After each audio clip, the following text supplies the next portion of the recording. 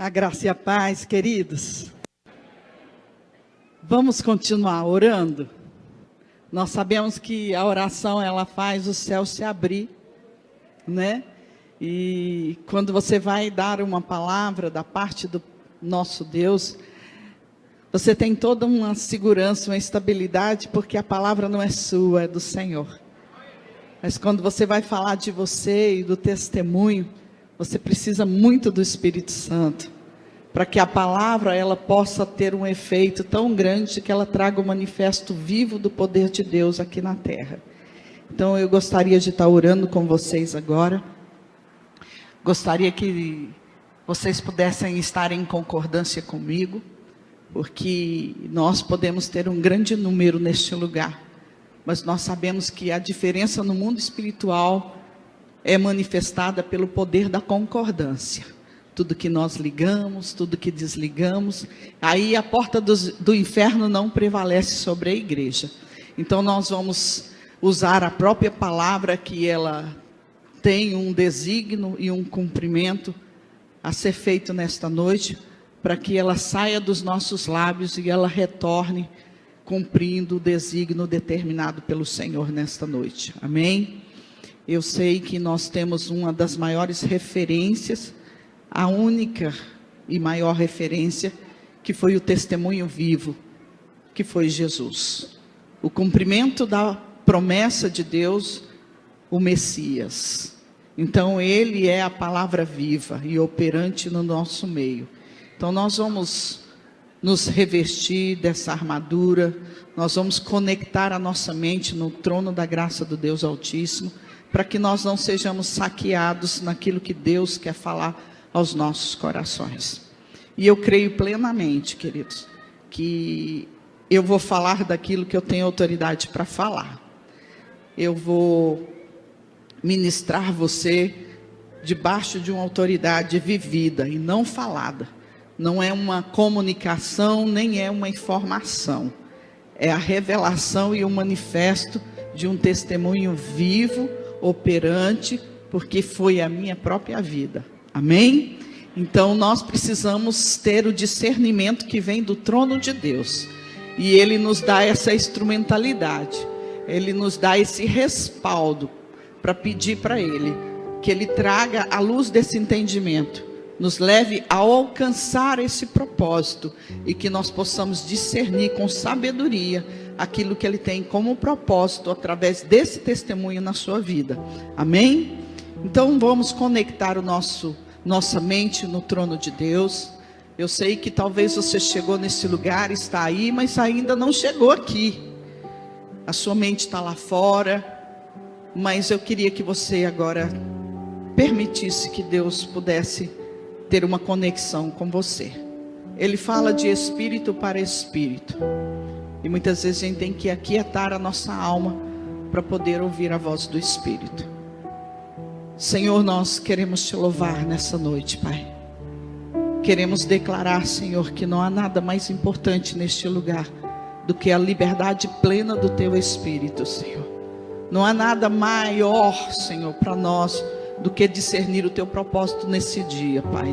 Senhor, eu te peço agora, Deus, que o Senhor dê ordem aos Teus anjos a respeito deste lugar, a respeito de cada vida que aqui se encontra, a respeito de cada família, e tudo que diz respeito a cada um seja preservado, guardado na fenda da rocha e no esconderijo do Altíssimo, Senhor. Nós declaramos, Pai, que o manto de proteção celestial do Senhor esteja sobre este lugar, Senhor. Pai, nós precisamos da luz do Teu entendimento. Nós precisamos, Senhor, discernir o Teu propósito.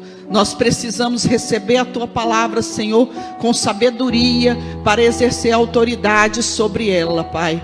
Por isso nós te pedimos agora, capacita-nos, leva-nos à Tua dimensão e nos leva a discernir os Teus mistérios celestiais nessa noite, Pai. Nós declaramos, Senhor, que não é carne e sangue que revela, mas é o Teu Filho vivo, Jesus Cristo, aquele que deu a vida por nós, Senhor, e que naquela cruz levou a nossa culpa e a nossa condenação e a nossa leseira, Pai. Por isso nós te pedimos agora, Deus, uma mente limpa e conectada, Senhor, uma mente convencida de que só há um caminho, uma verdade e uma vida, e ela vem de ti. Por isso, na autoridade do teu nome, nós já declaramos agora que toda e qualquer seta que intentar se propagar no nosso meio, seja frustrada agora, sem força e sem poder, Pai. Todo laço do inferno, todo intento do diabo de saquear a semente viva de sua palavra, seja repreendido agora no nosso meio, Senhor. Pai, nós estamos aqui porque cremos que o Senhor é o pão para os filhos. Há uma novidade, Senhor, há algo novo do Senhor a ser liberado hoje no nosso meio. Por isso nós declaramos agora que ansiamos pela porção fresquinha do seu trono, Pai. A revelação que muda, a revelação que transforma, Pai. A palavra de poder, a palavra de autoridade, Senhor. E nós declaramos agora, Senhor, que somos filhos remidos para a tua glória e não abrimos mão, Senhor, do teu propósito da nossa vida hoje, neste lugar, Pai. Por isso nós declaramos agora que cingimos o nosso lombo com o cinturão da verdade, Pai, declarando que toda mentira, todo paradigma, toda religiosidade, toda resistência, todo orgulho, Pai, tudo aquilo que parte de nós mesmos, caia por terra agora, e a única coisa que flua no nosso meio é a verdade que liberta, Senhor, a verdade que cura, Senhor, a verdade que abre os olhos, Senhor, a verdade que é a redenção. E por direito de redenção, Senhor, nós declaramos a nossa cura nesta noite, Pai. Por isso vem com o teu poder, Senhor. Nós queremos declarar que tomamos por ganho esse lugar, porque pisamos os nossos pés, seja lâmpada, Senhor, e luz no nosso caminho, a tua palavra viva, Pai. Por isso nós declaramos também, Senhor, que necessitamos de um escudo inabalável, Senhor, um escudo contra todos os dardos inflamados do maligno, um escudo cheio de sangue, que neutraliza o que vem de fora e o que sai de mim, Senhor. Nós declaramos o escudo agora, Senhor, nós declaramos a tua proteção, Pai. Por isso nós declaramos também, Senhor, que tomamos posse, Senhor, do capacete da salvação, que haja uma conexão agora da minha mente, das áreas do meu sentido, Senhor, que os meus olhos adentrem os teus mistérios, que os meus olhos alcancem a tua palavra e materialize ela no mundo físico, Senhor, que os meus olhos possam ir no mais profundo das tuas águas, Pai. Eu quero mergulhar, Senhor, eu quero enxergar o que está por trás de tudo isso, e eu quero discernir o teu propósito para mim nesse dia. Por isso, na autoridade do teu nome, Senhor, nós declaramos que tu és o nosso capacete, o equilíbrio para o corpo, Senhor, o capacete da salvação, Pai. Por isso, na autoridade do teu nome, nós queremos declarar também o poder da espada rodante, cortante, que dissipa todo e qualquer laço do inferno, qualquer armadilha e qualquer cilada contra as nossas vidas. Poder da palavra falada, poder da palavra manifestada, Senhor. Nós declaramos que essa palavra, ela adentre no mais profundo da linha divisória, ela divide a nossa alma do espírito, juntas e medula, e seja apta a discernir os pensamentos e propósito do nosso coração. E nós declaramos nessa noite, tudo aquilo que não é propósito do Senhor, tudo aquilo que não vem do Senhor, seja dissipado no poder do teu sangue glorioso. E nesta noite, Pai, queremos declarar no mundo espiritual que tu és a nossa delícia, motivo e razão do nosso viver. Tu és a nossa motivação, Pai. Tu és a novidade da nossa vida. Tu és a nossa fonte de esperança. Tu és o amor do nosso coração. Oh, Papai, adentra nessas portas. Toma teu lugar de honra. Manifesta no nosso meio, Pai, a tua vontade, de forma que em tudo isso o teu nome seja glorificado, Pai. Nós te amamos, Senhor, porque o Senhor é a nossa fonte de esperança. E nós sabemos, Pai, que para cada situação há uma direção do Senhor. Para cada enfermidade há uma cura. Para cada quebra, Senhor, há um conserto. E para ti, Senhor, não há impossível. Por isso nos capacita, Senhor, a fazer aquilo que é necessário. Porque sabemos que todas as coisas já foram feitas por amor a cada um de nós. Tu és o amor do nosso coração, Pai. Entra, Senhor. Toma teu lugar de honra.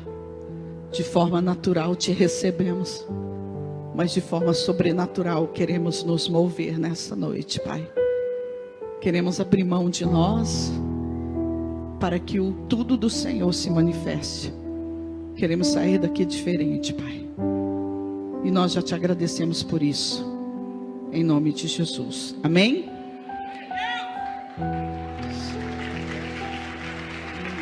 Cadê meu óculos? Amiga, vê meu óculos aí. Eu acho que eu deixei por aí. Oi? Tá aqui, tá aqui, tá aqui. Glória a Deus. Quantos vieram aqui para ver o meu testemunho? Glória a Deus. Estou um pouquinho nervosa, sabia? Parece que eu estou pregando pela primeira vez. É com muito temor e tremor que a gente começa a falar um pouco de nós, não é isso? Mas eu quero te dizer algo. O testemunho de Jesus mudou minha vida. A minha vida e o meu testemunho pode mudar a sua vida. E eu queria que você pudesse receber isso. E não deixar com que nada te tire a atenção. Não tente justificar. Acate com mansidão. Porque essa palavra resgata a nossa alma. E eu quero estar falando com você algo muito importante. Que essa é a razão da minha vida.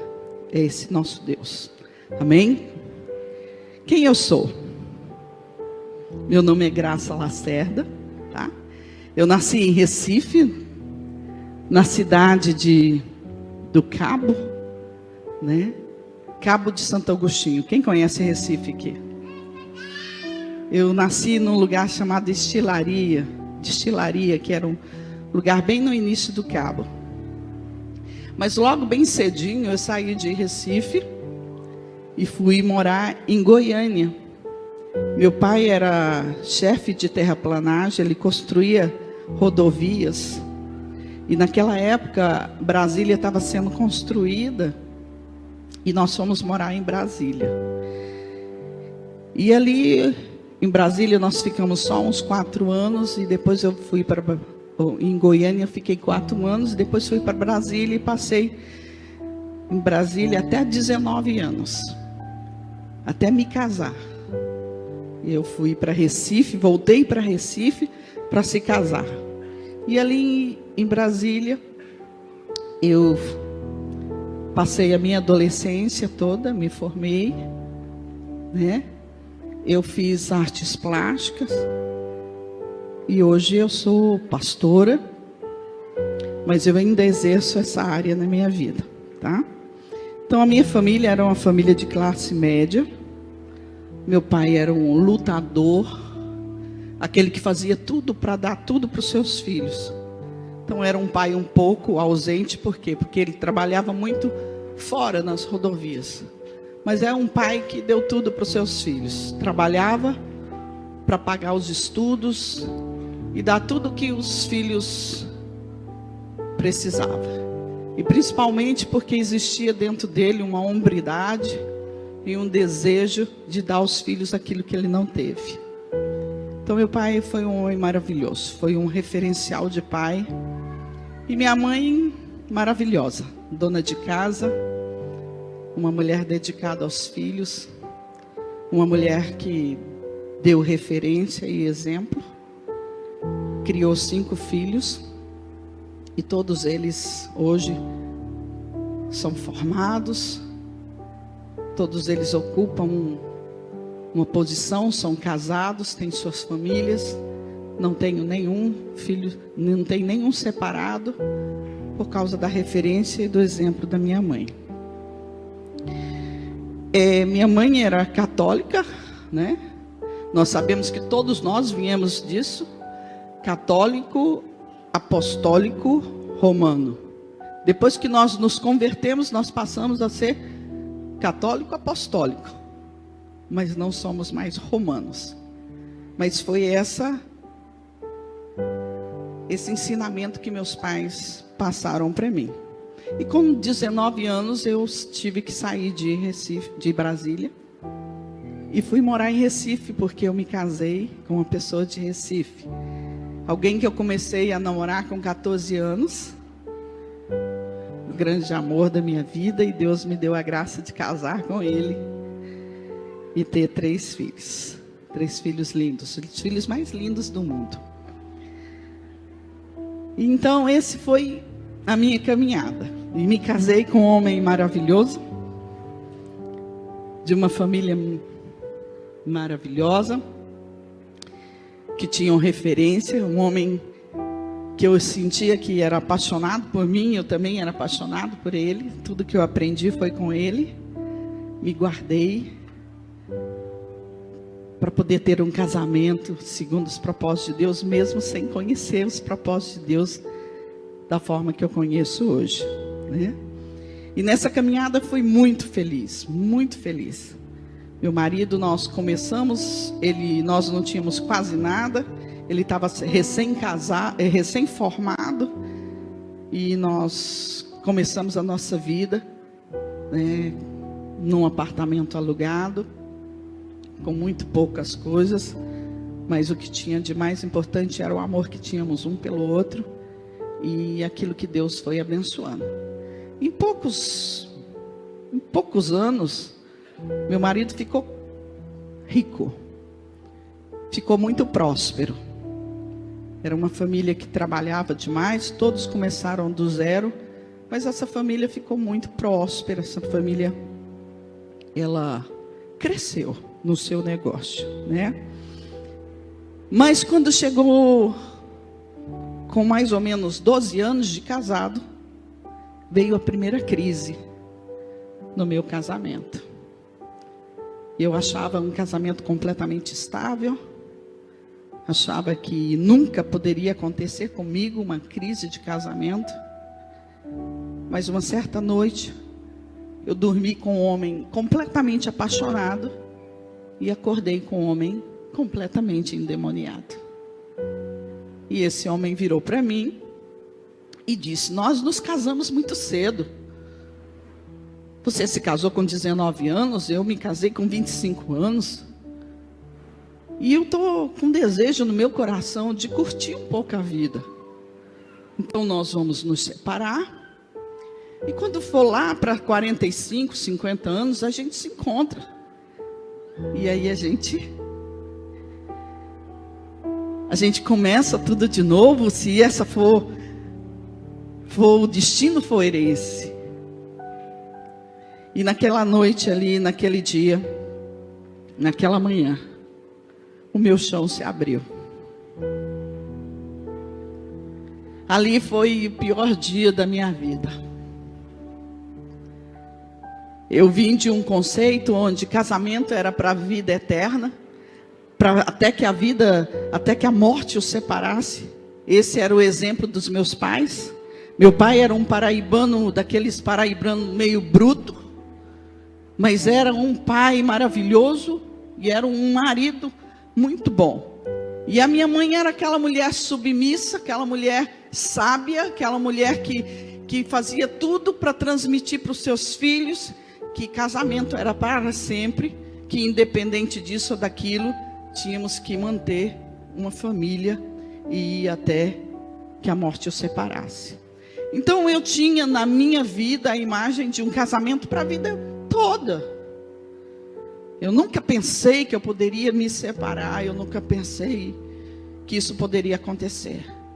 E assim que eu me casei, o que aconteceu? Eu fui para a igreja, me converti e fui para a igreja. Eu e ele, nós trabalhávamos em encontros de casais, nós trabalhávamos nos bastidores. Passei mais ou menos 13 anos dentro daquela igreja, trabalhando em tudo e achando que eu era verdadeiramente convertido. Mas na hora que veio essa notícia na minha vida, eu saí como se estivesse desesperada. E a única coisa que eu não conseguia ir era para a igreja onde eu congregava.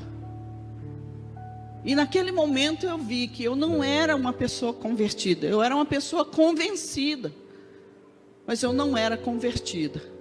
E aí eu fui procurar em tudo quanto era lugar um colo, um consolo. Eu queria uma resposta, eu queria saber o que estava acontecendo, porque não tinha explicação. É simplesmente nos casamos muito novos e eu quero curtir um pouco agora a vida. E pronto, não é porque você falhou nisso, nada, você é uma mulher maravilhosa, você é uma mãe maravilhosa, você é uma amiga maravilhosa, você sempre foi uma esposa maravilhosa, mas agora eu quero curtir um pouco. E aí, queridos, aquela mulher orgulhosa, aquela mulher dondoca, aquela que tinha tudo, entendeu? Se deparava com uma maior crise no seu casamento e ela não sabia o que fazer. Me preocupava com a reputação, com a imagem que eu ia transmitir. Éramos considerados na família como um casal 20, o casal mais bem casado, o casal mais feliz, o casal que bem sucedido, o casal que tudo que fazia prosperava. Era essa imagem que nós tínhamos, que transmitíamos para os outros. E eu falei, meu Deus, e agora? Como é que vão me ver? Como é que vai ser para a sociedade? Como é que vai ser para os meus pais? Como é que vai ser para a família isso? Eu com 3 filhos, meu filho menor estava com... O caçula estava com 5 anos. E o mais velho estava com 10 anos. E eu com 3 homens, 3 filhos. Os filhos que viviam a melhor vida de pais, que davam toda a atenção, viajava, tudo. E eu falei, meu Deus, como vai ser daqui para frente? Como é que vai ser isso? Eu não consigo lidar com isso. Eu não consigo imaginar isso estar acontecendo na minha vida. Eu não consigo, como é que eu vou fazer para... Aí veio a ferida enorme, o sentimento tremendo de rejeição. E aquela dor, ela ia crescendo cada vez mais quando eu lembrava das palavras. Ele falou tudo isso, mas ele não saiu de casa. Entendeu? Ele não saiu de casa, mas ele deixou claro que ele ia viver e curtir a vida dele. Quem era meu marido? Ele vinha de uma família bem reconhecida, uma família com um padrão patriarcal fora do comum, né? De uma família que ensinou os filhos a administrar as coisas dos pais, mas nunca ensinou um filho a administrar a sua própria família, a sua casa. E ele era um dos filhos de uma família de 9 filhos, e todos eles trabalhavam no mesmo lugar, o pai ali controlando todas as coisas.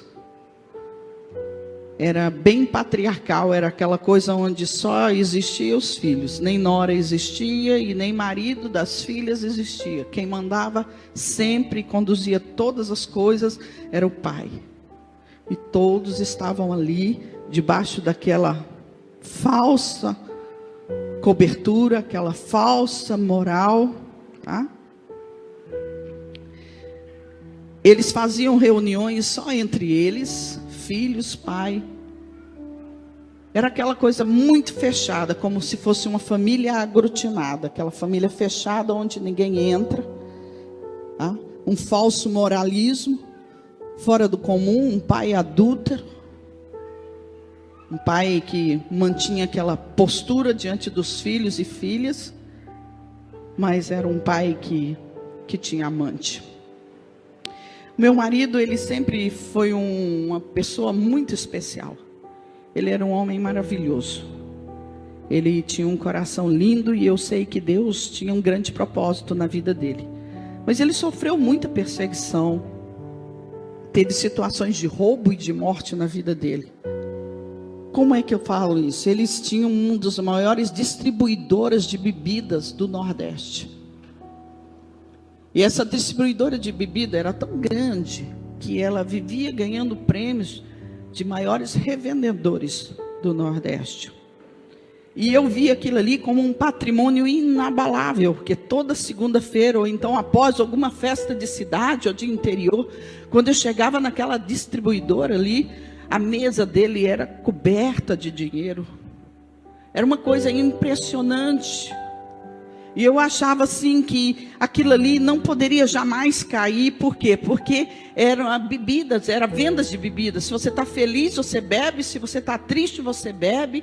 E eu falava, meu Deus, como é que esse patrimônio um dia vai acabar? Porque é um patrimônio que realiza os dois. É aquela falsa satisfação. E como é que isso ia acabar? Mas Deus tinha tanto propósito na vida dele que livrou ele de tantas mortes. Eu me lembro uma vez que ele vinha de Olinda e passou debaixo do viaduto e ele foi assaltado. E naquela hora ali que o ladrão colocou o revólver no pescoço dele, entendeu? Ele disse que segurou ali a corrente que estava no pescoço, pegou a chave do carro e lançou fora. E ali aquele ladrão ali ficou irritado com ele, entendeu? Mas ele disse que empeitou o ladrão ali, e o ladrão saiu, e ele saiu livre. E quando eu cheguei em casa, eu perguntei, meu filho, como é que aconteceu isso? Você não agradeceu a Deus pelo livramento que aconteceu na sua vida? Ele disse que nada, isso não foi Deus, foi a minha esperteza e a minha sabedoria. Ele era ateu, graças a Deus. Ele era ateu, ele atribuía tudo que tinha aos méritos dele, à força dele. Entendeu? O rei da vida dele era o dinheiro, era tudo que ele poderia comprar, é tudo que ele poderia conduzir. E era uma situação terrível, terrível, porque eu olhava aquilo ali e eu falava, meu Deus, quando isso ia acabar? Então eu tinha um marido de segunda a quinta, de quinta a domingo eu tinha um bebum. Era farras e mais farras, farras e mais farras, bebidas e mais bebidas. E outra, não se considerava um alcoólatra, porque não, na hora que eu quiser eu paro. Eu não, isso aí não me prende, eu não sou alcoólatra. Né? E eu me lembro uma vez que lá quem ia pegar o dinheiro na distribuidora era o carro forte. E numa dessas manhãs, o carro forte entrou para pegar o dinheiro ali, tá? E quem ia levar o dinheiro no carro era meu marido. E na hora que ele ia levar o dinheiro no carro, ele pegou o malote e ele disse assim, olha, segura aqui, para um dos funcionários lá, segura aqui esse malote que eu vou aqui no banheiro. E ele entrou no banheiro, fez o que tinha que fazer no banheiro, e quando ele saiu, estava uma situação armada, os ladrões já tinham entrado, já tinham levado um malote, estava todo mundo no chão, foi tiro para todo lado, e ele não sabia nem o que estava acontecendo. E Deus livrando ele, Deus cuidando dele, porque Deus tinha um grande propósito na vida dele. Uma outra vez, ele pega esse malote de dinheiro, que era um dia onde se chama a Festa da Pitomba. Quem já viu falar nessa Festa da Pitomba em Recife? É uma das festas enormes, é onde eles vendiam demais, demais. E naquele dia, o carro forte não foi, e eles precisavam levar esse dinheiro para o banco, e o banco era encostado à distribuidora, que era dentro de um shopping que tinha lá do lado, o Shopping Guararapes. E nesse dia, Neto saiu mais cedo e pegou o meu carro e foi trabalhar, porque era o carro que estava atrás. E nesse dia ele pegou esse malote, e na hora que ele estava saindo da distribuidora, uma pessoa liga, olha, precisa resolver isso agora, esse documento precisa ser assinado. Ele volta e fala para uma pessoa da família, diz, leve isso agora, que o gerente já está esperando, já está lá, leve isso agora. Na hora que ele sai e entra na guarita desse shopping, esse familiar leva um tiro, morre no mesmo lugar. E quando eles olham para aquele rapaz e dizem, não era esse o cara, Então eles estavam esperando o meu marido. E Deus dando livramento, e Deus cuidando, e Deus livrando. Porque Deus tinha um grande propósito na vida dele. Mas aí começa o quê? O meu processo. Diante da ferida, diante da rejeição, diante daquilo que estava acontecendo, eu fui buscar Jesus desesperadamente. Eu fui buscar Jesus de todas as formas. Mas eu encontrei alguém muito maior do que aquilo que eu esperava. Eu fui buscá-lo porque eu tinha um interesse dele restaurar o meu casamento. Ele tinha interesse dele transformar o coração do meu marido, tirar essa ideia de separação, de querer curtir a vida. Só que eu me deparei com Deus muito maior. Então eu fui para ele interessado em que ele podia fazer para mim. Mas eu encontrei um Deus interessado em mim.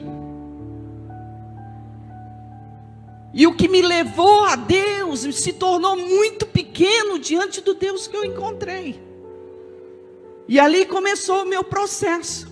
Porque aí eu vi que eu não era verdadeiramente convertida. Eu tinha um convencimento de que existia um Deus, de que existia um protetor. Eu tinha no coração aquele sentimento de ser uma cristã comprometida. Mas eu não tinha esse Deus que eu encontrei. Eu não tinha esse Jesus que me revelou quem eu era. Eu não tinha esse Jesus que na hora que eu mergulhei e conheci, ele me mostrou os dois lados. Ele me mostrou que um casamento não se acaba só por causa de um lado, existem os dois lados. O casamento não perde um brilho porque o outro não quer dar lustre naquilo. O casamento, quando chega a esse ponto, o casamento já acabou há muito tempo. E aí Deus começou a me revelar. Começou a me revelar as minhas ausências, os meus descuidos. Mas aquela paixão que eu comecei a ter por Jesus foi tão grande que eu já estava curtindo a situação que me levou a Ele. Então eu já não estava interessada nele resolver o meu problema. Eu estava interessada em conhecê-lo, porque eu me apaixonei verdadeiramente por Jesus. Jesus era tudo que eu queria na minha vida, era tudo que eu precisava da minha vida. E naquele momento, quando eu olhava para ele, eu olhava para a situação, já não me interessava muito o que Deus ia fazer. O que me interessava era conhecer esse Deus, porque eu estava tendo um prazer tão grande, eu estava me encontrando, eu estava me identificando, eu estava me conhecendo, Jesus estava revelando quem eu era, que eu tinha medo de acabar. E eu comecei a viver um grande romance com Jesus. E aquilo que eu queria dele se tornou muito pequeno. Porque eu não conhecia um Deus que restaura casamento. Eu conhecia um Deus que está sobre o casamento. E por apaixonar por esse Deus, eu comecei a conhecer os seus princípios. Eu comecei a conhecer o que ele gosta e o que ele não gosta. Eu comecei a conhecer o que era sagrado para ele e o que não era sagrado para ele. Eu comecei a resgatar os valores da verdadeira aliança quando eu me firmei com aliança com ele. E daí eu comecei a lutar pelo meu casamento, não porque eu queria um marido da minha vontade, mas eu comecei a lutar porque eu queria um marido segundo o coração de Deus. Eu queria um marido completamente transformado. Eu queria um marido que não era um marido para mim, eu queria um marido para ele. E aí as coisas foram acontecendo, porque foi todo um processo de cura. Eu fiquei tão mal, eu andei nos meus próprios cacos. Eu me vi estraçalhada, porque eu não conseguia me ver fora do padrão familiar, fora dessa posição familiar, fora da família. Eu não conseguia me ver como uma mulher separada, uma mulher que não tinha uma aliança, uma mulher que permitiu que os seus filhos ficassem descobertos. E foi nessa entrega íntima que Deus começou a tratar, que Deus começou a me libertar de mim mesmo. E foi nesse caminho que eu vi os meus pedaços, os meus cacos. E nesse caminho de caco, sabendo que só um Deus pode restaurar um coração ferido, é que eu decidi verdadeiramente a restaurar minha casa. E naquele momento eu me posicionei, porque eu ficava tão convencida do poder que Deus estava me dando, que eu comecei a me tornar uma guerreira. De mulher ferida, machucada, eu comecei a ser uma intercessora. De mulher que queria ser desejada e amada pelo seu marido, eu passei a ser uma intercessora, que tinha o interesse só de agora cuidar dos meus filhos, de preservar a minha posição dentro de casa, mas ser uma intercessora. Não era mais a ferida e o machucado que iria me tirar dessa posição, porque de alguma forma, se foi isso que me levou a esse Jesus, eu já não tinha nenhum sentimento em relação a Ele. E foi tão grande isso, porque eu passei por tantas coisas que você não tem noção. E nessa intimidade, nesse relacionamento com Jesus, eu comecei a receber estratégias. Eu comecei a receber comandos. Eu comecei a aprender a ser guerreira. Eu era o quê? Eu era uma dondoca. Eu não... Entendeu? Tinha tudo que eu queria. Um marido que bebia muito, mas em compensação não deixava faltar nada, muito pelo contrário, a semana toda compensava com joias, compensava com isso, com aquilo, e você achava aquilo ali até bom. Mas, queridos, quando você conhece Jesus, os seus valores mudam. E quando os seus valores mudam, queridos, você também muda. E o meu comportamento passou a ser diferente. Eu não me sentia no direito de expor a vida dele. A minha dor e a minha ferida não me dava direito de expor a vida dele para a família dele, nem para a minha família. E eu comecei a viver isso sozinha. E fazia tudo para preservar os meus filhos, porque eu não discutia com ele, eu não brigava com ele, eu simplesmente só chorava. Mas o que Deus transmitia dentro de mim é que dizendo assim que ele era amado para ele. E se eu ferisse ele, ou cuspisse o prato que eu comia, eu estava fazendo isso comigo mesmo. E aquela situação me levava a ter uma posição de preservar, de lutar, de fazer tudo para que a família nunca descobrisse.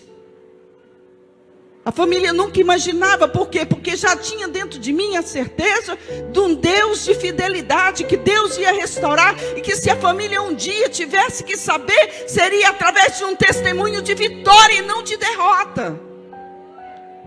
E eu fazia tudo para preservar a imagem dele no coração dos meus filhos, no coração dos pais dele, no coração dos meus pais. E todas as vezes que meus pais me viam sofrendo, chorando, eu falava, porque eu estou com dor de cabeça, porque eu estou com enxaqueca, eu estou com mal-estar. Não, eu estava triste, eu estava mal, eu estava aos pedaços.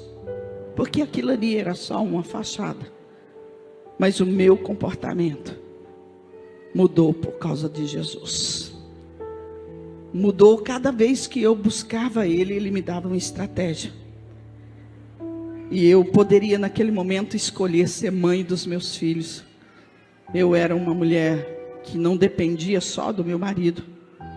Eu era já uma artista reconhecida, eu vivia fazendo exposição fora.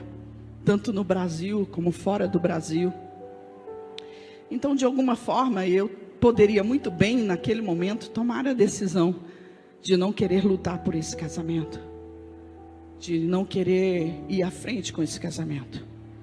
E muitas vezes os conselhos de alguns pastores e profetas eram exatamente isso.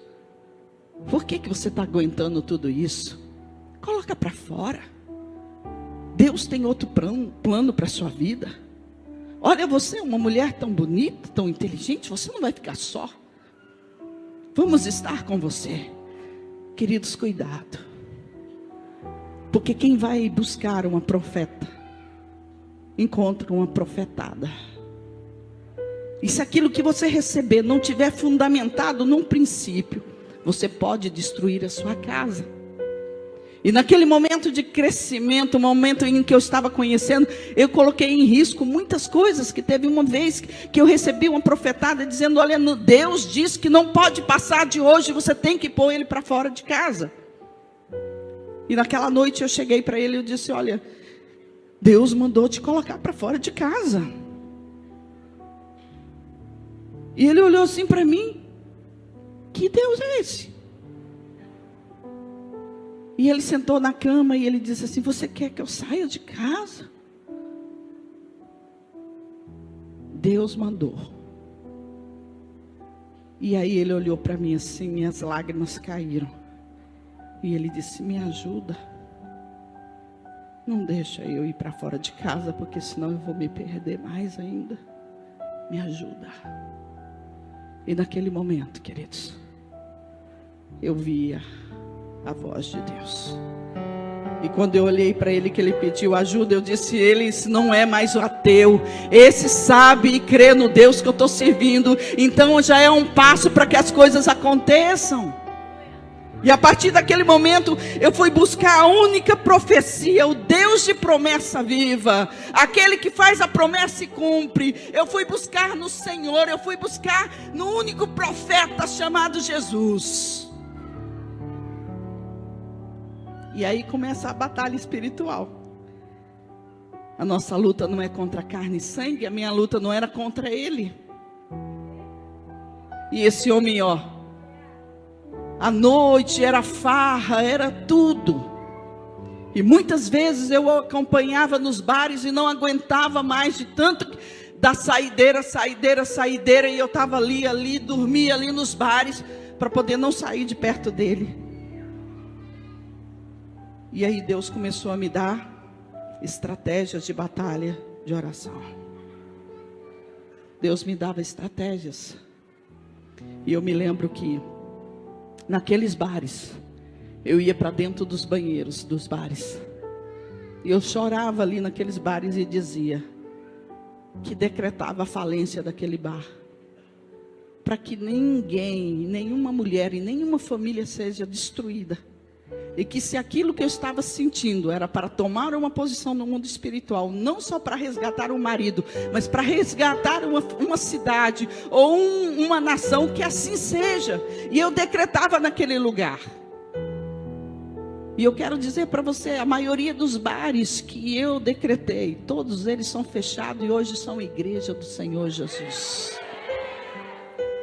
Sabe, Deus te trata, Deus tira o seu orgulho, Deus faz você virar um caco, você anda nos seus próprios pedaços, mas Ele depois te levanta e te dá autoridade.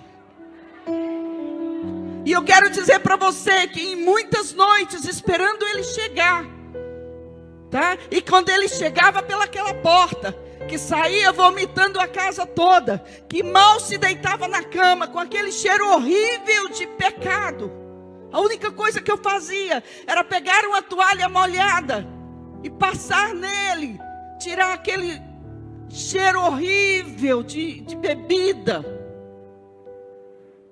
e pôr ele na cama e cobrir. Sabe por quê? Porque a mulher ferida não existia mais, mas a intercessora pela vida dele existia. E eu comecei a ter compaixão e misericórdia dele. Eu não estava vendo mais como um marido que me feriu. Eu estava vendo como um filho do Deus Altíssimo que estava perdido e precisava desesperadamente de ajuda. E eu comecei a amar aquele homem como filho de Deus. Eu comecei a lutar para que ele pudesse se converter, para que ele pudesse encontrar Deus, para que ele pudesse sair daquela bebida. E foi muitas batalhas, foi muitas noites, foi muita tristeza, foi muita dor. E na fragilidade da mulher, tinha hora que eu estava lá embaixo, tinha hora que eu estava lá em cima. E muitas vezes eu pensei até em tirar minha própria vida. Mas o meu Deus, em todas as vezes, Ele se fazia a pessoa mais forte dentro de mim. Sabe, queridos, eu me lembro uma vez que estava chovendo tanto e ele não chegava em casa. E eu estava tão preocupada, porque você já não se preocupa com o marido que vai chegar em casa, nem como ele vai chegar. Você se preocupa se ele vai chegar e se não aconteceu nada com ele lá fora. Porque era um homem embriagado. E eu quero te dizer, para os homens embriagados, existem anjos que cuidam deles e levam eles para casa. Porque eu não sabia nem como aquele homem estacionava o carro na garagem. E muitas vezes nem com o carro chegava em casa, porque não sabia onde tinha estacionado. Muitas vezes nem com carteira, com nada, porque era uma embriaguez só. E naquela noite eu chorava muito. E eu clamava a Deus por socorro. E o Senhor disse: olha, filha, Ele está chegando. Mas quando Ele chegar, você vai sair da sua casa às 5 horas da manhã. E você vai cercar o lugar onde ele estava. E eu disse: Senhor, como isso? E eu disse: mas como eu vou saber o que ele tá, como onde ele estava? Ele disse: você vai saber. E quando ele chegou e eu desci lá embaixo, eu olhei o carro dele. Na mala dele tinha alguma coisa de motel. E eu peguei aquilo ali e eu disse: Senhor, esse era o lugar onde ele estava. E ele disse: filha, essa cruz não é para ganhar um homem, mas é para resgatar uma família. Pegue o seu carro, 5 horas da manhã, cerque esse motel 7 vezes, tire o seu sapato. Você pode imaginar o que é uma mulher descer do seu carro 5 horas da manhã, tirar seu sapato e andar ao redor de um motel como doida? E eu, Deus, o que o Senhor quer isso mesmo? E eu falei assim: faça isso. E aí eu pensei que tinha ficado só num motel. E no outro dia ele disse: agora é aquele, agora é aquele, agora é aquele. E eu quero dizer a vocês que todos os motéis que eu cerquei 7 vezes, todos eles fecharam. Todos eles fecharam. Não tem nenhum mais aberto. Sabe, cada vez que acontecia isso, eu me sentia cada vez mais comprometida com Deus, como se eu não tivesse um compromisso só de resgatar a minha casa, mas eu tivesse um compromisso de resgatar várias famílias e várias casas, porque aquele era um lugar onde todo mundo ia. E geralmente quem vai para motel, queridos, não vai com sua esposa, porque quem quer estar com a sua esposa está no leito santo, remido pela glória dele. Não precisa daquele lugar. E as coisas foram complicando. E quando menos você pensava que você ia sair de uma situação, levantava outra, levantava outra, levantava outra. Mas quando eu olhava para aquele homem, eu dizia: Senhor, esse é o pai dos meus filhos, eu não abro mão dele. Senhor, eu não quero dizer para o Senhor que eu posso perdê-lo para ti, mas eu não vou perder ele para o mundo. Eu não vou perder ele para o mundo, Senhor. E ali era batalha, queridos, era batalhas, era lutas. E uma certa noite eu me levantei, e eu levantei com a voz alta, dizendo: Bereana, levanta, Bereana, levanta. Eu não sabia nem o que era ser Bereana. Eu não sabia o que era isso. Depois que eu vim saber que Bereana é aquela que anda segundo a palavra de Deus, não segundo a boca de alguém, nem doutrina de ninguém, mas segundo a revelação da palavra de Deus. E eu me levantei e fui para a sala, e quando eu cheguei perto de um móvel, eu comecei a me arrepiar, eu comecei a guerrear ali, eu entrei numa linguagem diferente, eu comecei a batalhar ali. Quando eu abri aquele armário ali, tinha uma caixa dentro daquele armário, que estava esquecida há muito tempo. Uma caixa que quando nós viajamos para Veneza, nós dois compramos umas máscaras. Porque nós fomos para o Carnaval de Veneza. E o Carnaval de Veneza é conhecido como o Carnaval das Máscaras, onde ninguém é de ninguém. Ali todo mundo está atrás das máscaras e você fica com quem você quer. É um carnaval conhecido. E eu achei bonito aquilo ali, ele também achou, e nós compramos umas máscaras lindas, levamos para decorar a casa. Só que já fazia uns 3 anos que aquela caixa estava lá dentro.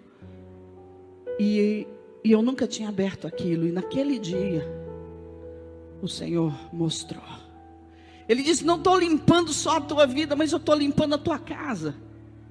E quando eu abri aquela caixa, que eu vi que eram aquelas máscaras, eu tive uma batalha espiritual muito maior. E o Senhor disse: olha, querida, isso é o ponto de contato. Na hora que vocês trouxeram essa máscara para dentro de casa, a mentira entrou no seu casamento, o engano entrou no seu casamento, as máscaras vieram, e ele não foi mais a mesma pessoa.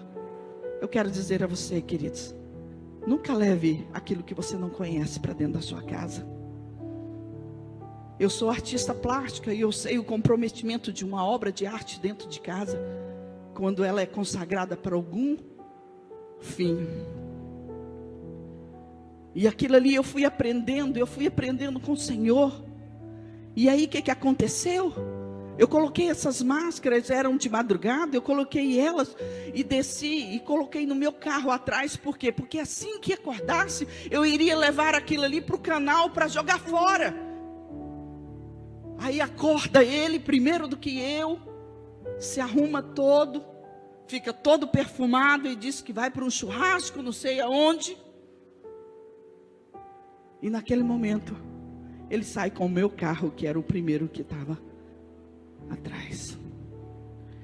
E quando esse homem volta, ele para, põe a mão para trás para pegar a carteira dele. Esse homem entra numa guerra dentro do carro e leva a maior pisa do demônio. Antes disso, o que aconteceu? Eu disse: Senhor, revela o que está por trás de tudo isso para ele. Mostra para ele hoje quem é que está atrás de tudo isso. E foi naquele mesmo dia. Esse homem entra em casa desesperado, com os pulsos todo cortado, porque as máscaras eram de porcelana. E ele começou a esmurrar aquela caixa dentro do carro. Ele começou a esmurrar, ele não sabia o que era. E chegou em casa desesperado, dizendo: olha, tem um bicho lá embaixo, vai lá. Porque para tirar bicho era eu, para essas coisas era eu. O resto ele não acreditava não, mas para isso ele acreditava. Aí entra esse homem lá para dentro, vai tomar banho. Daqui um pouquinho está eu e os meninos na sala. Lá vem ele correndo nu, pelado pela casa toda, dizendo que o demônio estava na banheira. E quando eu chego lá dentro, eu rindo, porque eu não podia rir na frente dele, mas eu sabia o que estava acontecendo. E quando eu chego na banheira, tudo quebrado, meus shampoos, tudo quebrado. Ele levou a maior pisa do demônio. Eu quero te dizer, mulher, quando você exerce uma posição no mundo espiritual, requerendo o seu direito como mulher, Deus manifesta no mundo físico. E olha, você tem que ter muito cuidado com as suas palavras, porque a sua palavra é poder no mundo espiritual. E aí isso começou a assustar ele, isso aí começou a deixar ele incomodado. Eu tinha uma reunião em casa, toda terça-feira, e que ali começou comigo e mais 2 mulheres chorando pelos seus casamentos. E essa reunião cresceu tanto, que daqui um pouquinho a minha sala, que é enorme, tinha mais de 100 pessoas. E todas as vezes que ele chegava e via aquela reunião, ele entrava pelas portas do fundo, e ficava lá no quarto, com os meninos, mangando de mim. Sua mãe virou doida, virou beata. Olha o que estava acontecendo ali. Queridos, você não tem noção do que Deus pode fazer. E Deus começou a operar. E um certo dia, ele estava na sala. E eu disse assim: Neto, você permite que eu vá na distribuidora orar lá naquele lugar? E ele lendo o jornal, ele disse: sim, é bom. Bem assim. Era uma distribuidora enorme, tinha guaritas nas pontas, tinha pessoas guardando, tinha cachorro. E esse dia era um dia de domingo. E eu disse: olha, eu vou lá, você pode avisar para o guarda lá, os vigilantes, prender os cachorros, porque eu vou lá. E eu fui. Eu e meus 3 filhos. E mais um casal de pastores. E naquele momento que eu entrei lá, queridos, a mesa dele estava cheia de documentos, estava cheia de duplicata para aquele dia. E naquele momento ali, eu entrei no tribunal de Deus. E eu falei com o Senhor. E o Senhor falou comigo e disse: minha filha, você está disposta a viver o que vai acontecer depois disso?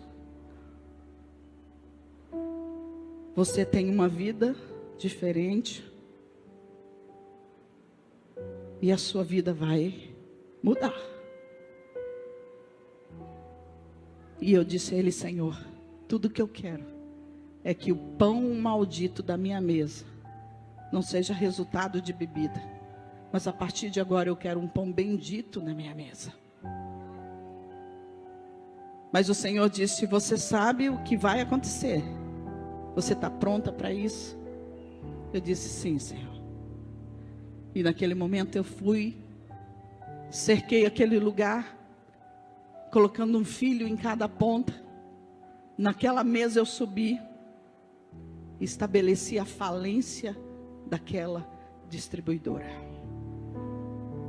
Era uma distribuidora onde trabalhava toda a família e todos viviam dali e viviam de uma forma muito boa. E foi uma luta tremenda naquele lugar. Mas eu quero dizer uma coisa para vocês. Dentro de 6 meses, 6 meses, aquela distribuidora faliu. Aquela coisa que era impossível, aquela estrutura inabalável, que ninguém poderia derrubar, caiu, faliu. Não só ela, mas todas as distribuidoras que estavam ligadas a ela nos interiores. E aí veio a palavra, veio a desculpa: ah, foi uma junção da Ambev. Não, queridos, não foi uma junção da Ambev, foi o poder de Deus. Ele faliu aquele lugar. Ele fez com que aquele lugar caísse. E foi um reboliço na família. Foi uma desestrutura fora do comum. E aí eu entendi quando ele disse: olha, minha filha, você está pronta para o que vai vir? O seu marido ganha isso, vai passar a ganhar isso. Você está pronta? Eu quero falar para vocês, queridos, nunca me faltou nada. Nunca me faltou nada. De maneira nenhuma. Mas não ficou por aí. Ele continuava. E você sabe que não é só a bebida. É a bebida, é a prostituição, é a promiscuidade. Não é só a bebida. Entra tudo, porque a porta está aberta. Existia uma raiz de iniquidade familiar. Existia um espírito de imoralidade que já vinha de um legado dos pais na vida dele. E não continuava assim. E chegou um tempo, queridos, que eu já estava tão esgotada. Eu já não conseguia mais esconder para os meus filhos. Eu já não sabia mais o que fazer. Eu já estava assim, sem força. E um dia eu tomei uma posição. E eu não consigo entender como é que eu tomei essa posição, mas hoje eu entendo por que eu tive que tomar essa posição. Quem aqui conhece o Galo da Madrugada? Quem já foi no Galo da Madrugada? É um carnaval que começa no sábado de manhã, né? É a abertura do carnaval de Recife. E eles, por eles terem uma distribuidora de bebidas, eles tinham vários trios elétricos. Eles eram os bambambãos, aqueles que comandavam o carnaval, aqueles que faziam tudo, patrocinavam, era aquela coisa o carnaval. E naquele dia eu chamei ele e disse: Neto, vamos viajar com os nossos filhos. Ele gostava muito de viajar. Deixa esse carnaval para lá, vamos viajar. Vamos virar essa página, vamos tentar restaurar nossa casa, nossa vida. Aquele ali foi a minha cartada final. Aí ele disse: vamos, mas vamos mesmo quando eu chegar do carnaval. Quando eu chegar, a gente vai. Você pode comprar as passagens, pode comprar tudo, que quando a gente chegar, a gente vai. Eu disse: não, Neto. Quando você chegar, as suas coisas já vão estar prontas. É você mesmo que vai pegar ela e decidir o que você quer da sua vida a partir de agora. Eu cheguei ao meu limite. Eu não aguento mais. Aí naquela manhã, quando ele saiu, não foi com um carro, já estava lá embaixo um carro cheio de mulheres, esperando ele lá embaixo, cheio de lança-perfume, cheio de tudo. E quando eu olhei, eu vi aquilo ali tudo, e todo mundo gritando a ele: Neto, vem, Neto, vem. E eu falei: você vai? E ele disse: eu vou. Olha aí, estão todo mundo me esperando. E ele foi. E ele foi. E quando ele saiu pelaquela porta, eu chamei os meus filhos. E eu expliquei para eles: filho, mamãe não aguenta mais. Eu lutei com todas as minhas forças, mas eu não consigo mais. E mamãe estava escondendo de vocês isso. Eu quero dizer para você: você, mãe, pode ter toda a sabedoria de não expor a vida dos teus filhos, mas filho sabe de tudo, mesmo que você não diga.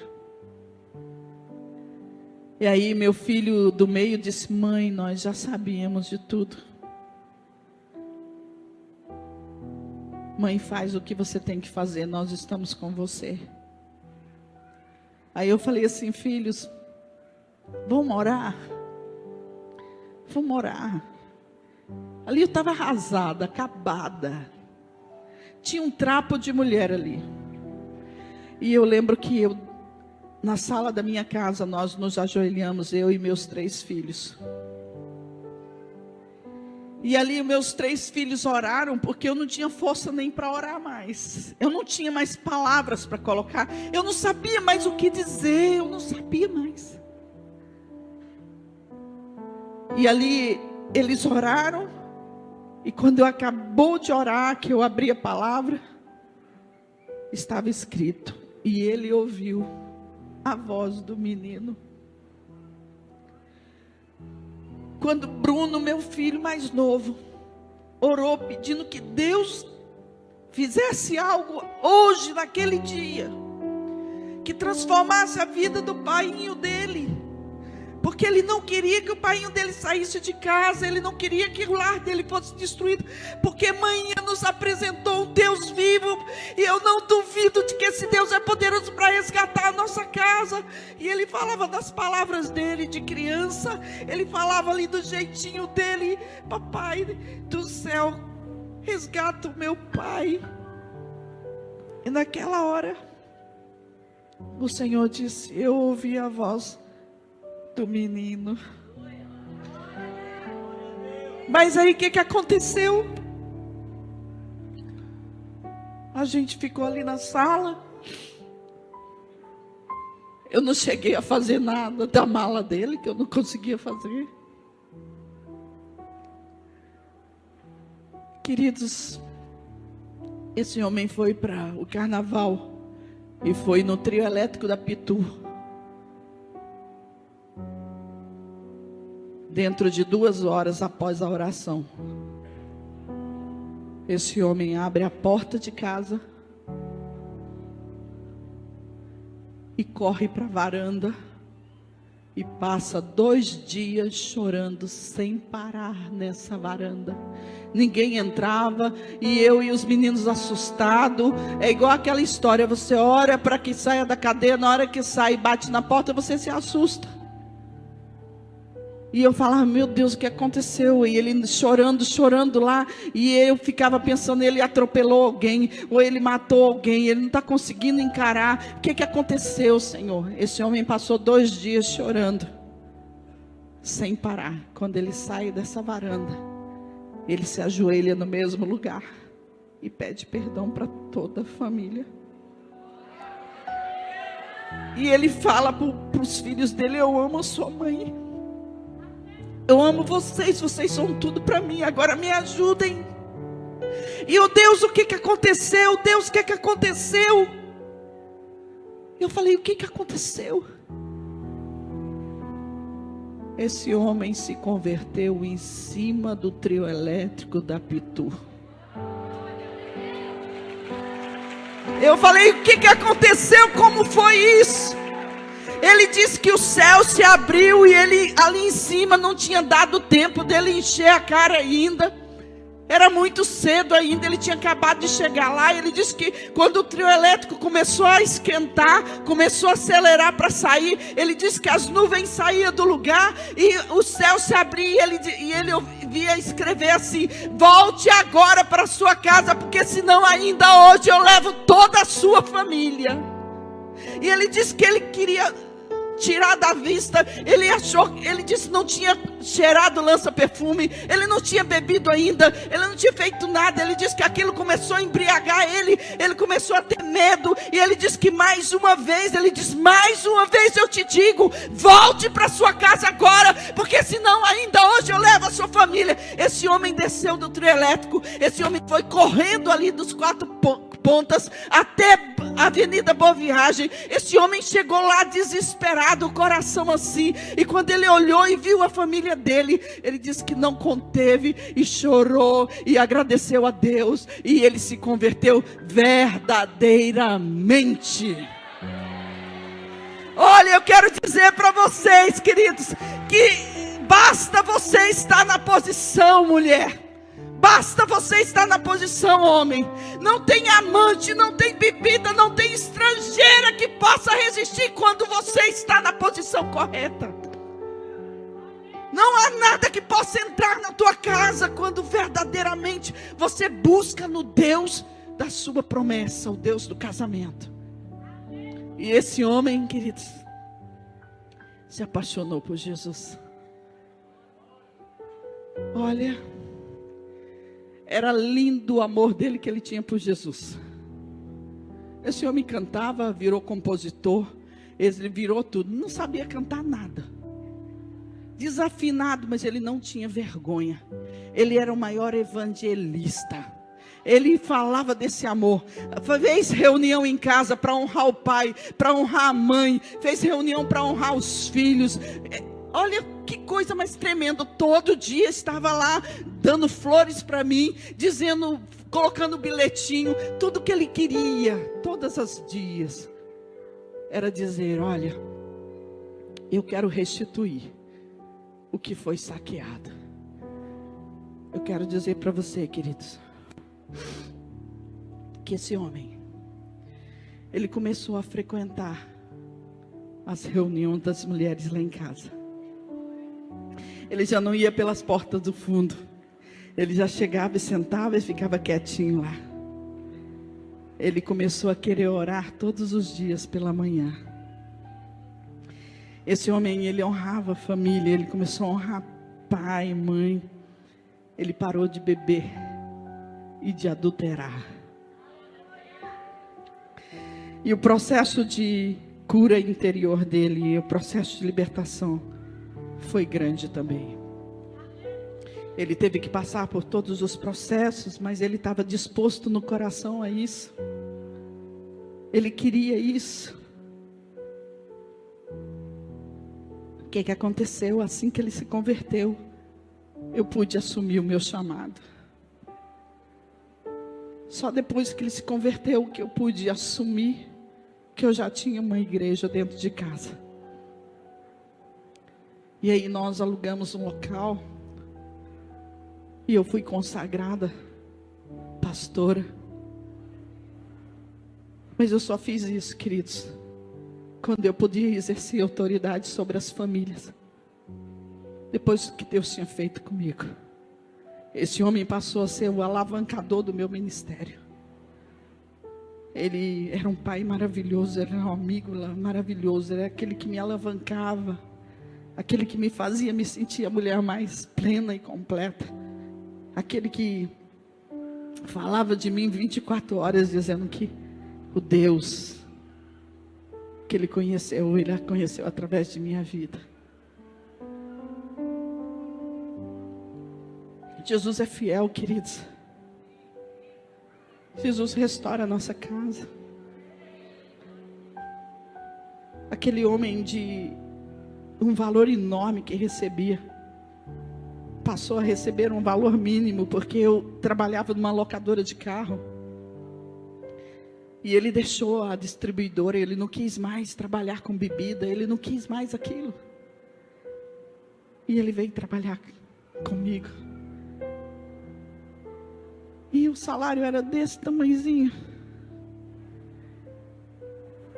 E dentro de menos de um ano, a distribuidora fechou. Sabe por quê? Porque todos os carros da distribuidora foi comprado, da locadora foi comprada com dinheiro da distribuidora. Aquilo que o diabo dá, ele toma. Se aquilo que você tem foi o diabo que te deu, na hora que você se converte, na hora que você consagra a sua vida, ele vem tomar tudo que ele deu. E nós passamos uma dificuldade tremenda. E todas as vezes que ele ia atrás do pai, porque o pai era um homem muito bem, um homem rico, um homem que ajudava todos os filhos. E na hora que ele sentiu mais dificuldade, que foi procurar o pai disse assim: vai pedir para o seu Jesus, ele vai pagar suas contas. Você não quis isso para a sua vida? Você não quis sair da distribuidora? Então agora peça para Jesus pagar suas contas, pagar seu plano de saúde, pagar tudo para você.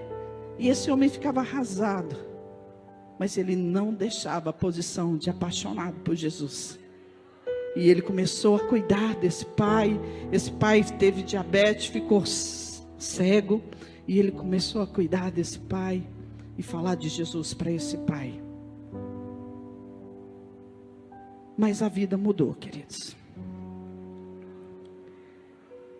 Mas o pior, queridos, que quando Deus restaurou tudo, a vida dele,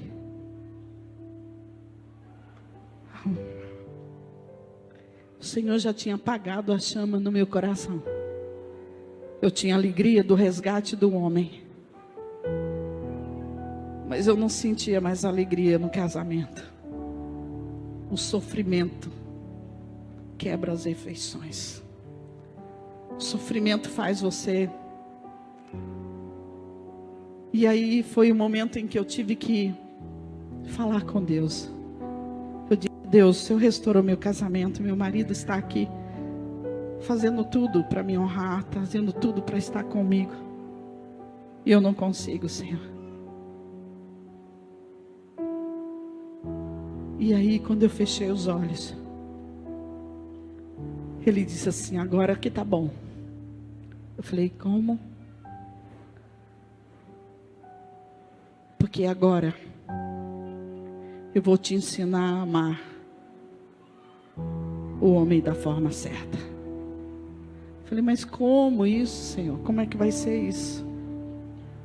Porque a gente vê um sentimento um pelo outro como um sentimento de paixão, de prazer. Eu falei: Senhor, eu não tenho prazer. Eu não me sinto mais atraída, eu não tenho mais. Como é que vai ser? E Ele disse: agora eu vou te ensinar. Queridos, menos de 2 semanas,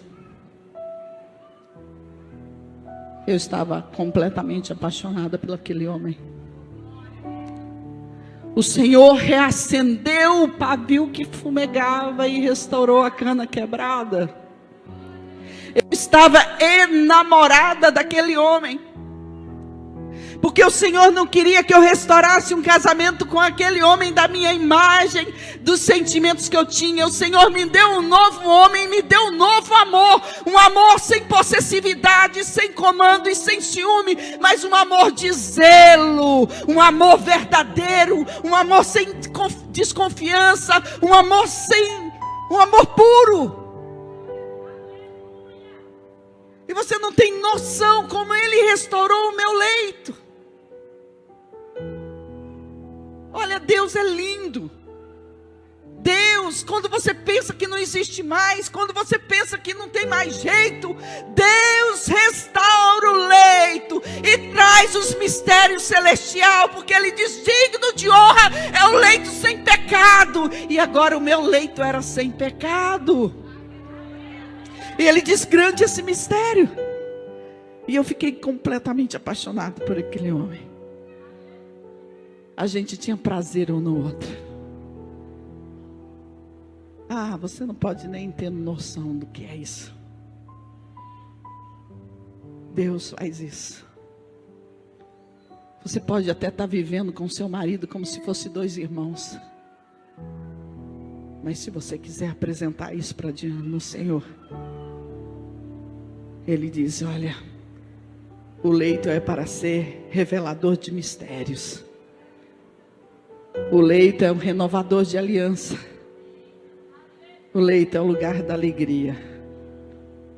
O lugar onde se sela as promessas de Deus. Deus restaurou a minha casa, queridos. E aí eu recebo um convite para ir para Angola. Eu já estava consagrado, já estava trabalhando na obra. E eu falo: meu Deus, o que eu vou fazer em Angola? E aí chegam as passagens, chegam tudo. E eu fui ministrar em Angola. Quando eu cheguei em Angola, fazia 7 anos que a guerra tinha tido naquele lugar. Eu me assustei com aquele lugar. Não tinha nada. O que tinha muitas mulheres na rua, com o filho amarrado aqui, sem marido, porque o marido morreu na guerra. E eu fiquei muito assustada. Eu falei: Senhor, por que o Senhor me trouxe nesse lugar? O que está acontecendo? A primeira palavra que eu fui para dar foi para um monte de mulheres viúvas. E eu falava: Deus, o que o Senhor quer comigo? Eu não sei falar para viúva, eu não sou viúva, Senhor. E todas as ministrações que eu fui fazer naquele lugar, eu fui para mulheres viúvas. E eu comecei a ministrar o princípio da família. Eu comecei a ministrar aquilo que Deus tinha como propósito para a família. Eu não sabia o que ministrar, eu não sabia o que falar. É difícil você falar para aquilo que você não conhece. E eu sei que Deus me usou poderosamente em Angola. Eu passei uma semana ministrando em Angola. E ali tinha muitas mulheres que estavam tendo um relacionamento com o homem. Por quê? Porque os poucos homens que sobraram ali foram solidários com as mulheres. Então o homem tinha 3, 4 mulheres, tudo combinado para poder não deixar a mulher viúva sozinha. E eu comecei a ministrar o princípio da família. Comecei a ministrar a honra. E eu sei que foi uma confusão. Eu saí de lá fazendo casamento. Eu saí de lá com viúvas se convertendo e dizendo que não precisava estar com marido, nem com homem de ninguém, porque elas tinham um Deus vivo e a Santíssima Trindade estava sobre a vida delas. E eu saí de lá feliz que só. Eu saí de lá louca. Eu quero dizer a você que Deus dá a conhecer e te prepara antes de acontecer qualquer coisa. E aí eu volto de Angola.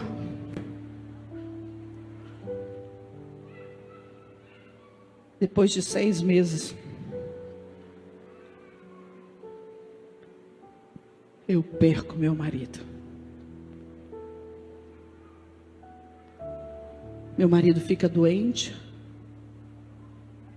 Tem uma hepatite fulminante.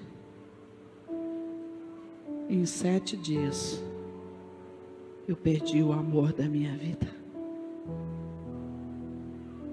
7 dias eu perdi um homem convertido e apaixonado por Jesus. 7 dias eu perdi.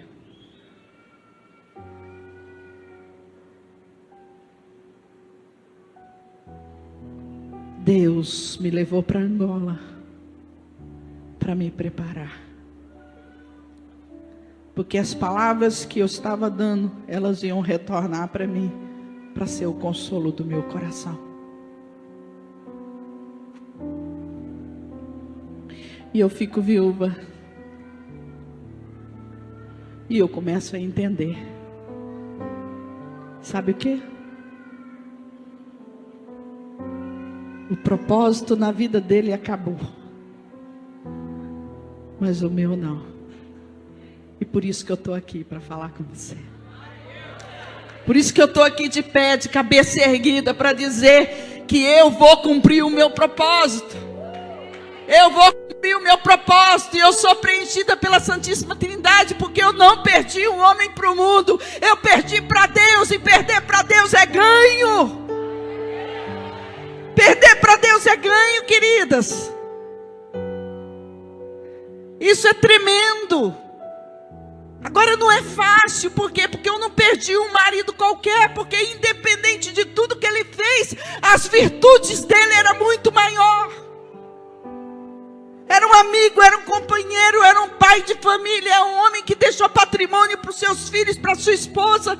É um homem que sempre pensou na gente, só que ele tinha suas quedas, por quê? Porque não estava salvo. Mas Deus o salvou e levou para Ele. Para Ele. Então, quando eu sinto essa saudade daquele homem que me estimulava, que me alavancava, eu transformo essa saudade em gratidão.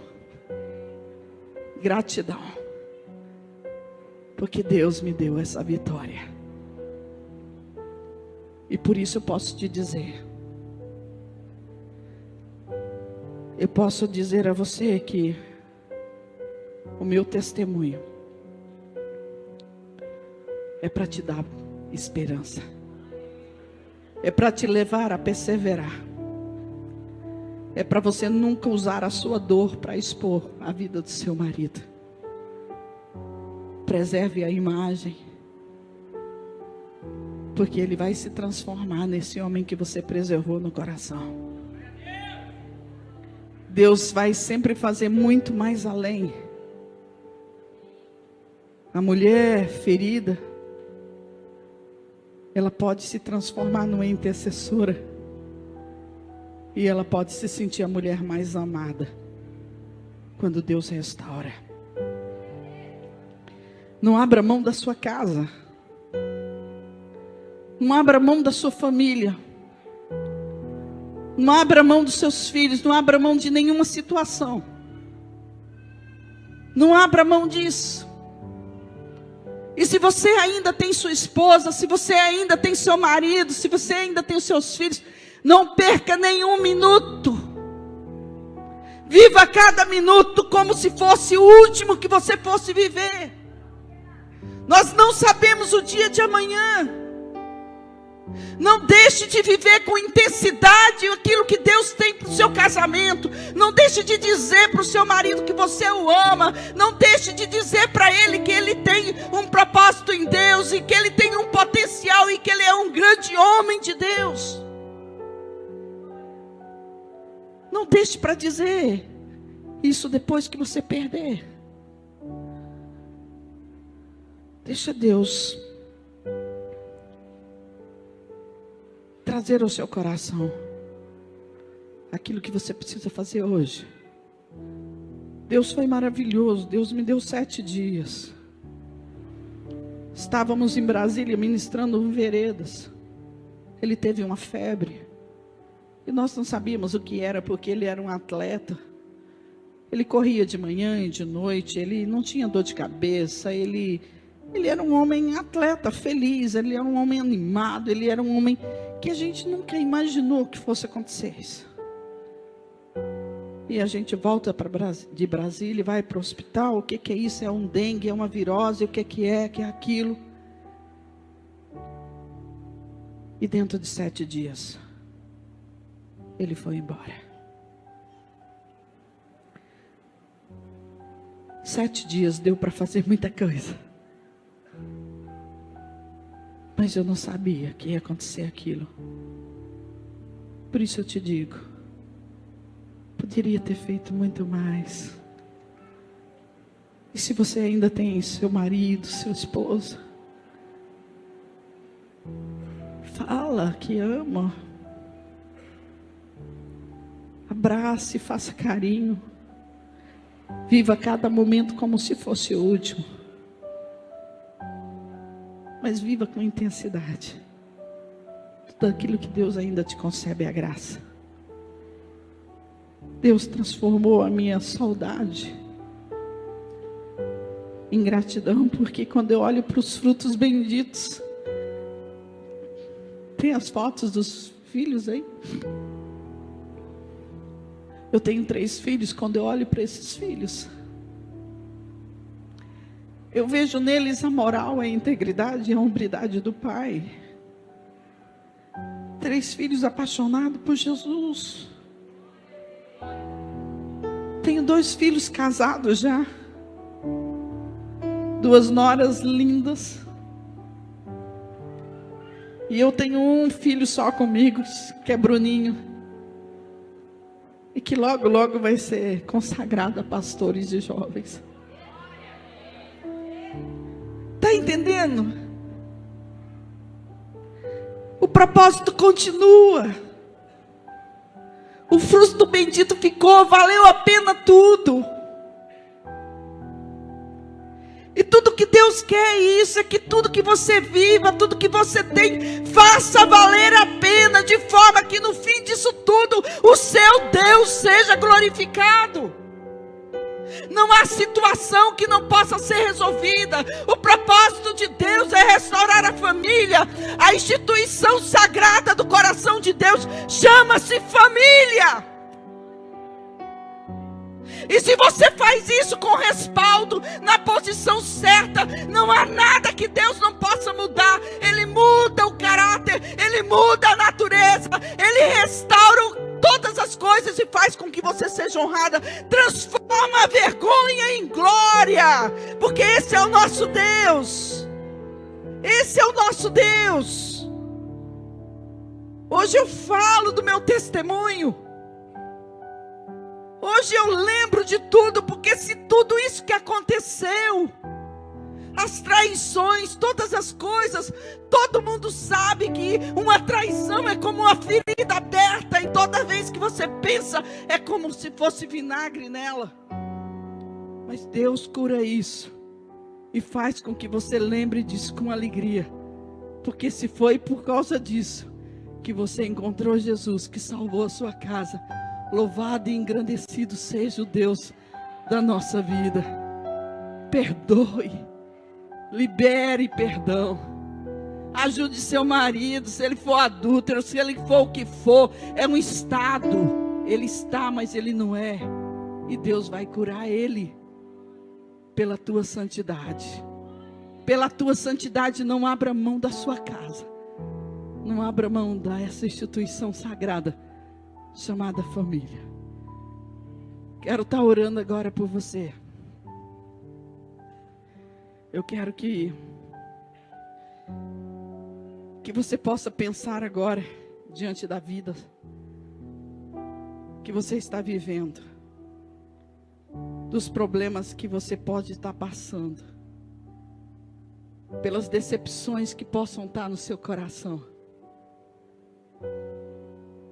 Por mais difícil que foi a caminhada, por mais difícil que foi o peso da cruz, o fim dela é a vitória.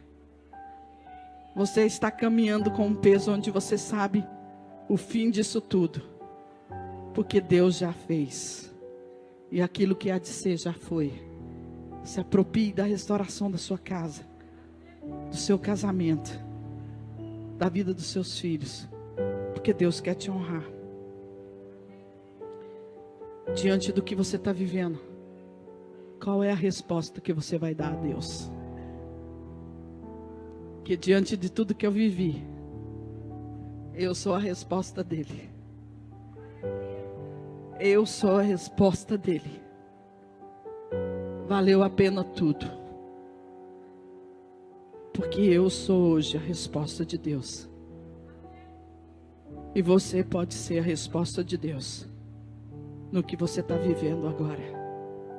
Me sinto uma filha privilegiada por passar tudo que passou, para hoje poder estar dizendo para você, e exercendo a autoridade de dizer: lute pela sua casa, lute pela sua família. Não precisa você ir confrontar. O seu confronto é no mundo espiritual, porque a vitória no mundo físico está relacionado com a sua posição no mundo espiritual. Deixa Deus restaurar.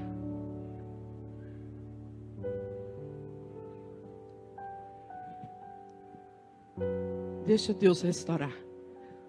Esse aqui é um dos meus filhos mais velhos, Diego. Essa é sua esposa. Eles casaram em junho. Poucos meses de casado. Esse é o Bruninho, meu caçula. Eu acho que muitos de vocês conhecem. O meu lindo. Esse é o meu Tiago.